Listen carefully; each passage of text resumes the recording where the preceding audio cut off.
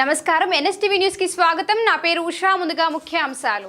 పరామర్శకు వెళ్లిన మంత్రికి ఘోర పరాభవం. వీధి కుక్కల దాడిలో గాయపడిన బాలుణ్ణి పరామర్శించేందుకు నీలోఫర్ ఆసుపత్రికి వెళ్లిన అడ్లూరి లక్ష్మణ్ కుమార్ను నిలదీసిన రోగులు, వారి సహాయకులు. ఆసుపత్రులపై ప్రభుత్వ నిర్లక్ష్యాన్ని కడిగిపారేయడంతో సమాధానం చెప్పలేక మంత్రి తంటాలు.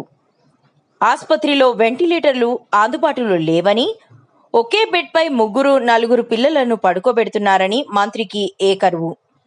నిలోఫర్లో దారుణ పరిస్థితులతో ఇబ్బందులు పడుతున్న చిన్నారులు, వారి సహాయకులు. సరైన వైద్య సదుపాయాలు లేక ప్రైవేట్ ఆసుపత్రులను ఆశ్రయిస్తున్న చిన్నారి కుటుంబాలు. బాబు ట్రీట్మెంట్ కావాలా? ట్రీట్మెంట్ చేస్తారు బాబు. ఫుల్ ఇక్కడ జాగ్రత్త తీసుకుని ప్రత్యేకమైన వైద్య సౌకర్యం అందజేయండి. ఎందుకంటే ఎంతో దూరంకి వెళ్ళి మన హాస్పిటల్ మీకు బాబు విషయంలో పట్ల ప్రత్యేకమైన వైద్య సౌకర్యం అందించే బాధ్యత డాక్టర్స్ తప్పకుండా ట్రీట్మెంట్ ఇస్తారు.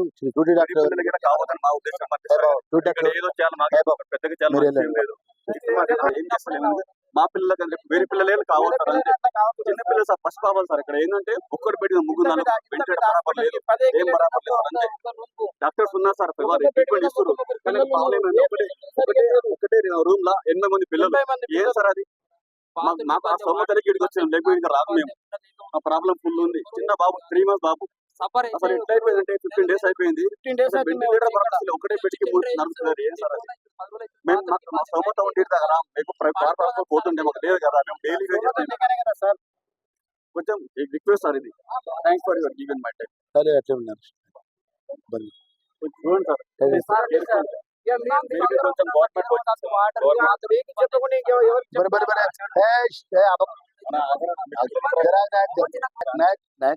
ఇప్పుడు డాక్టర్స్ ఉన్నారు, సూపరింటెండెంట్ ఉన్నారు. అందరూ కూడా మీ ఆవేదన, మీ కష్టం, మీ పిల్లల కష్టం చెప్పిండ్రు. అన్ని సమస్యలు పరిష్కారం చేస్తారు. మీరు ఇబ్బంది పడకూడదు. ఎందుకంటే మేము కూడా 2 years అయిన గవర్నమెంట్కి వచ్చి 2 years అయిన గవర్నమెంట్కి వచ్చి ముఖ్యమంత్రి రేవంత్ రెడ్డి గారు మార్పు కోరుకుని ఇచ్చి ముఖ్యమంత్రి గారికి అవకాశం, నాలాంటి మంత్రిగా నాకు అవకాశం ఇచ్చారు. తప్పకుండా మీకు ప్రాబ్లమ్స్ నాయకుడు నేను చెప్తున్నా కదా, ఇవన్నీ విషయాలు గవర్నమెంట్ దృష్టికి తీసుకెళ్తాము.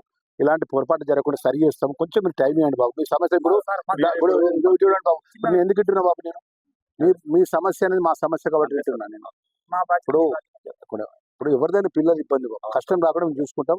ఇక ముందు ఇటువంటి రిపీట్ కాకుండా మీ ప్రభుత్వంతో మాట్లాడతా మంత్రిగా తప్పకుండా చూస్తాం.